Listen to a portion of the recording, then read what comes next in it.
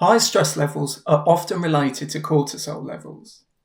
My quick win for this week discusses the steps you can take to decrease your cortisol levels and lower the associated feelings of stress. Understanding the science can improve a manager's ability to manage stress, regulate emotions, and retain information, ultimately making you look and feel more professional in the workplace. The critical signs of stress are linked to the fact that cortisol, the stress hormone, is part of our 24-hour body clock. Like melatonin, the hormone that helps us fall asleep, cortisol is the hormone that helps us wake up. So about an hour before we wake up, just as it's getting light, we release a spike of cortisol that sets off the waking up process. If you have higher than normal cortisol levels because you're stressed, you're more likely to have a disturbed sleep. So it's a good reliable indicator that your cortisol levels are too high. The symptoms can be difficulty falling asleep or waking up and not feeling refreshed.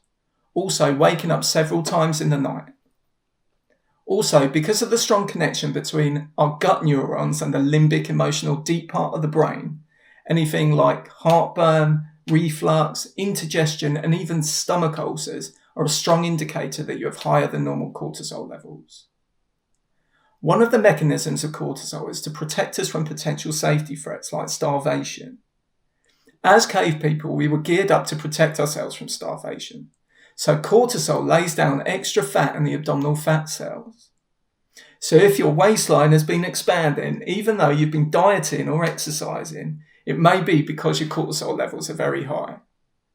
For that same reason, because impending starvation is seen as a potential threat to our safety, we tend to crave high-calorie foods and caffeine, things that will keep us going faster and for longer. With the lack of sleep, there are then knock-on effects, such as irritability, anxiety, feeling tired and fatigued, and even muscle aches and pains.